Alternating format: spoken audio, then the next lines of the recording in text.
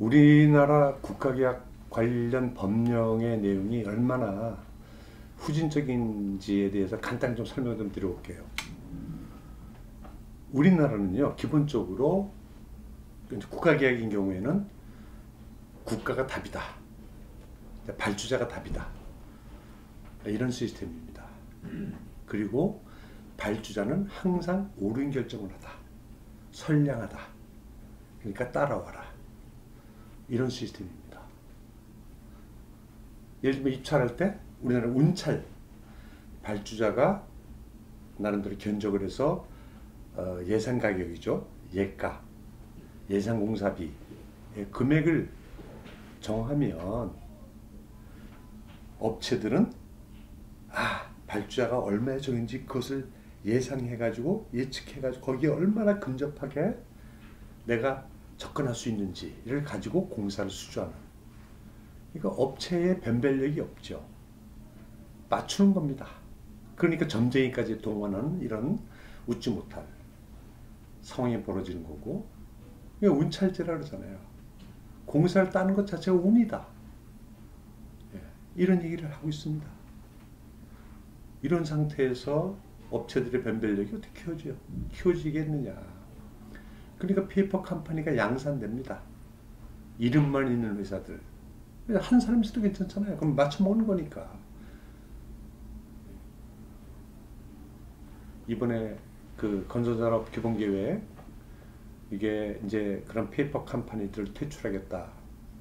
퇴출되나요? 일이 있으면 들어오는 겁니다. 그 운찰제를 없애줘야 돼요. 그래야 그런 장난을 못 치잖아요. 그게 바로 정부가 해야 될 일이다. 그 연장선상에서 보면 우리나라 그 계약 조건에는요, 국가계약 법령이죠, 낙찰률이라는 게 들어가 있어요.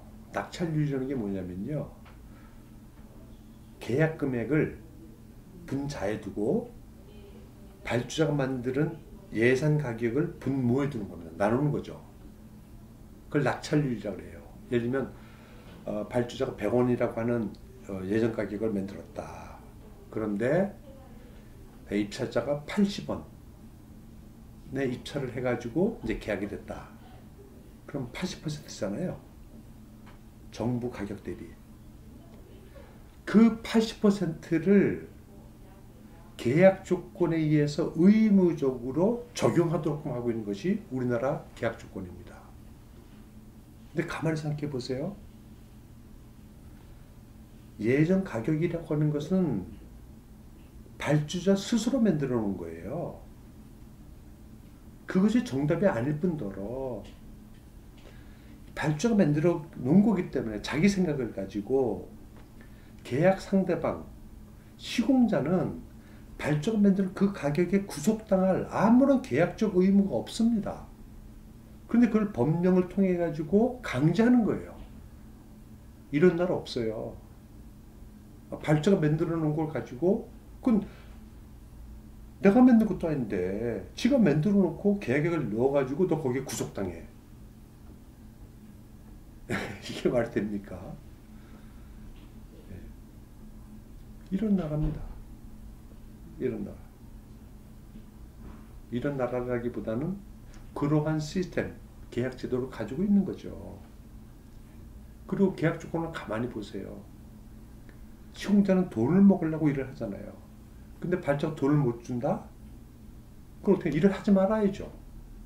해외 표준 계약, 잘 되는 계약들은 돈을 못 받게 되면 공사를 중단할 수 있고, 그리고 계약을 극단적인 경우에 해지할 수 있다, 타결할 수도 있다, 이렇게 쓰고 있습니다. 근데 우리나라 계약 조건은 그게 없어요.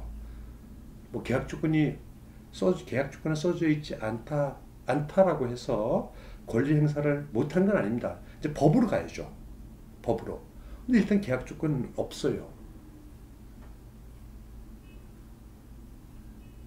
이게 과연 형평에 맞는 계약인가요? 그러니까 이게 뭐냐면, 야, 나는 잘못 안 해, 너 돈 무조건 잘 줘, 이런 거 아니에요. 나는 무조건 선량하다, 발전은 무조건 선량하다, 이런 거. 이게 되나요? 이건 계약이라고 하는 측면에서 보면 완전히 갑질해라라고 하는 그런 계약의 다름이 아니다. 해외 공사에서 그렇게 하면요, 이거 굉장히 큰 리스크입니다. 돈 안 주는데 계속 일을 해야 돼? 해외 갈 때는 절대 그거 하면 안 되거든요. 이런 거예요. 그런데 이런 계약 제도, 아주 구체적인 것까지 전부 다 국가가 알아서 이렇게 해 저렇게 해, 너희들은 어린애야, 그러니까 내가 시킨 대로 해야 돼, 이렇게 하는 거. 그런 데서 트레이닝을 받은 우리 업체들이 해외 나서 어떻게 견뎌내겠느냐고요. 다 국가들은 다 알아서 보호를 해주는 이런 시스템.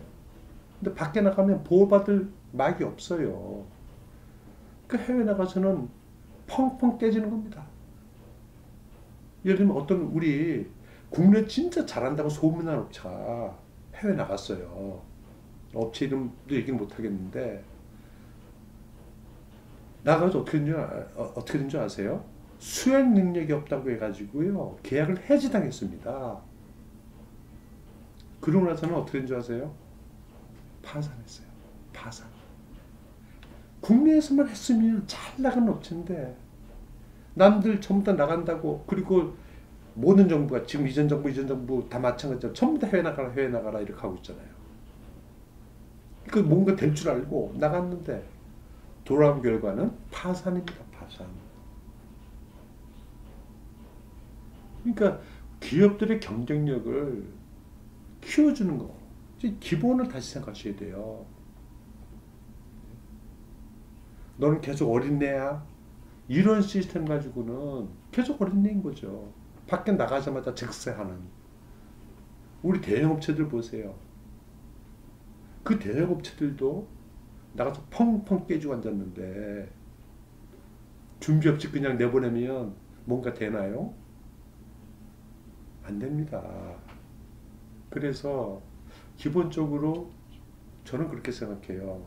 이게 굉장히 힘든 얘기지만 너무 오랫동안 우리 관성에 젖은 우리 국가계약 관련 법령들, 이거 판을 바꿔야 된다. 판이 어떻게 돼야 되느냐? 이제 기업 스스로가 일어설 수 있는 판, 보호막을 걷어주고 경쟁력을 키워주는 판, 이렇게 만들어줘야 된다. 그 기반이 뭐가 돼야 되는 거냐? 자율성. 정부가 간섭하면 안 됩니다.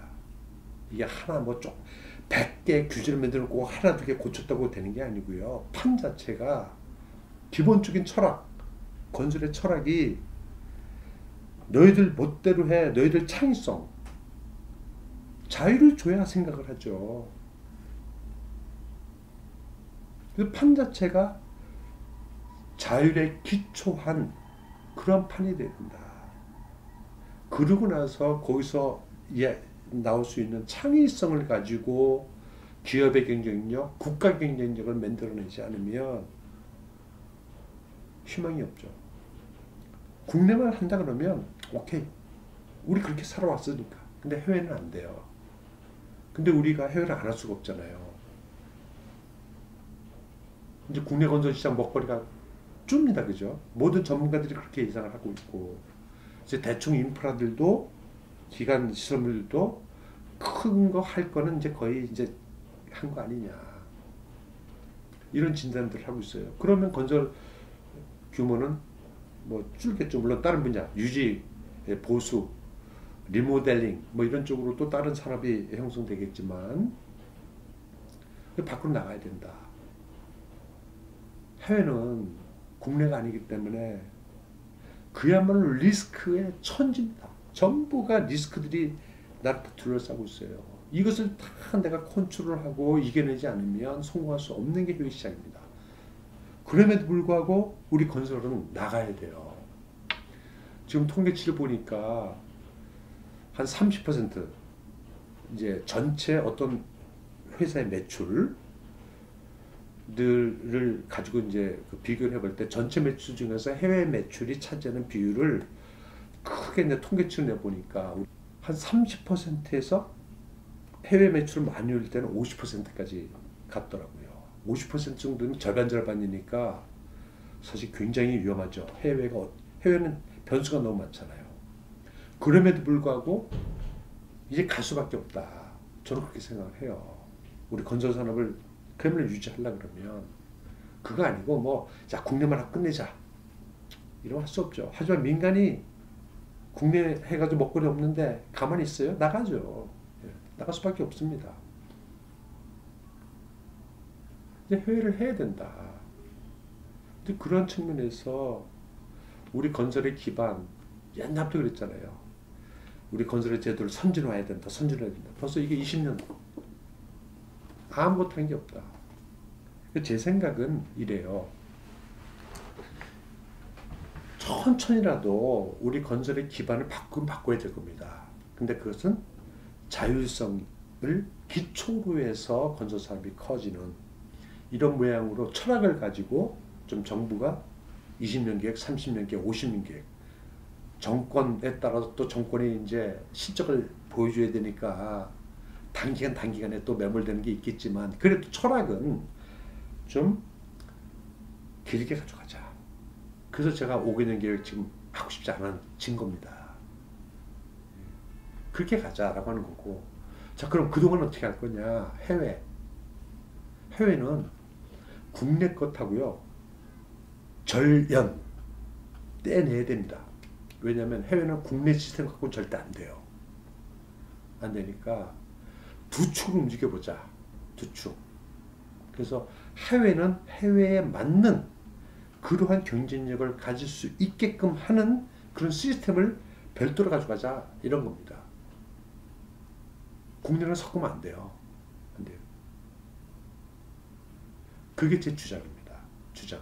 그래서 지금 국토교통 같은 경우에 해외 건설 정책권가 조그만 부서 하나 가지고 이제 전체 매출의 50% 이상을 해야 되는 해외를 갖다 컨트롤한다? 말도 안 되죠. 우리 중소중견업체들이요 해외 조직 아무것도 없어요. 그냥 국내 조직 가지고 그대로 나갑니다. 그러니까 펑펑 깨지고 들어옵니다. 그나마 대기업들은 해외 파트를 독립적으로 두고 전문성을 키워서 해외를 공략해 나가는. 그래도 깨지고 있잖아요. 그만큼 쉽지가 않아요. 그러니까 이제는 해외 시스템을 적어도 5년, 10년간은 별도로 돌려야 되지 않느냐라고 하는 것이 제 생각입니다.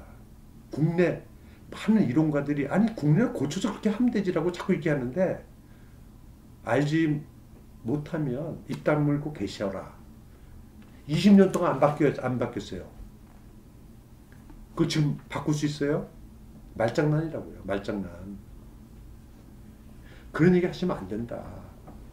안 되는 거 인정하자. 이거요. 어느 정권이 들어도 쉽지 않아요.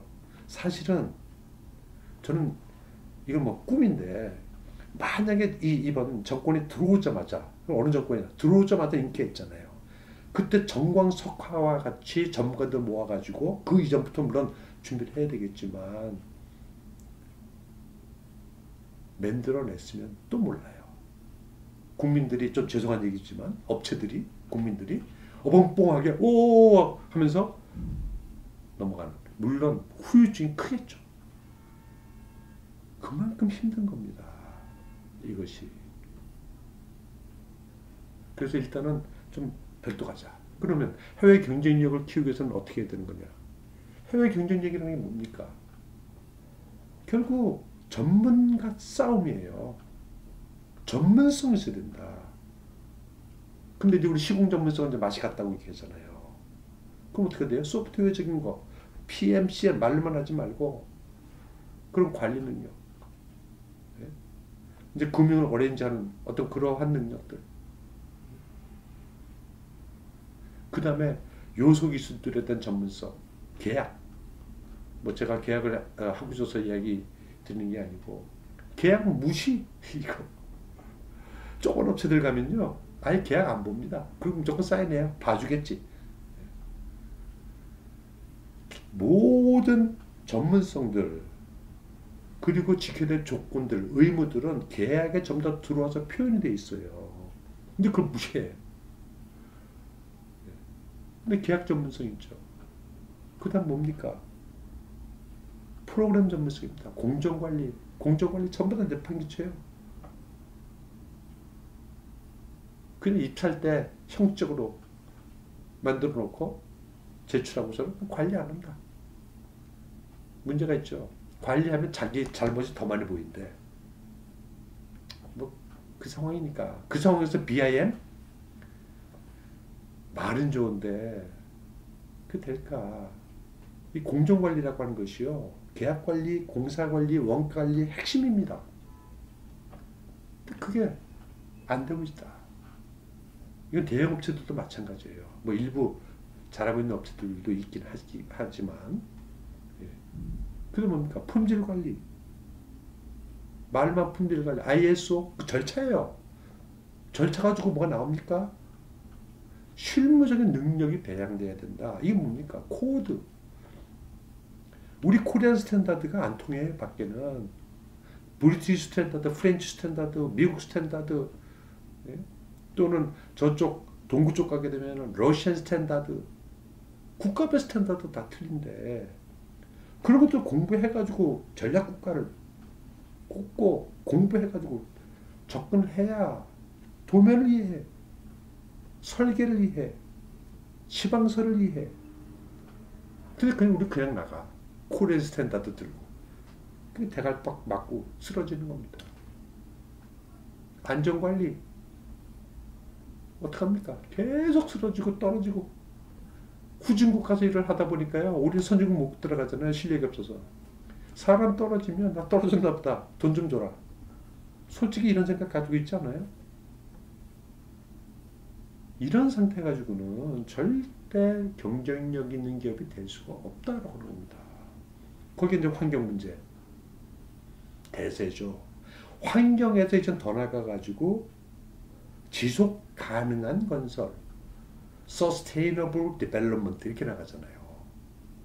거기까지 가려면 아직 멀은 것 같긴 한데 어쨌든 간에 그런 전문성들을 가지고 있지 않는 한에는 세계건설 시장은 내게 아니에요. 여러분 세계건설 시장에서 우리 몇 등 해야 되는 겁니까? 1등 해야 돼요. 2등 밑으로는요. 의미가 없어요. 1등하는 기업이 나와야 됩니다. 그래야 세계건설 시장이 내게 될 수 있다. 참 힘들죠, 그죠?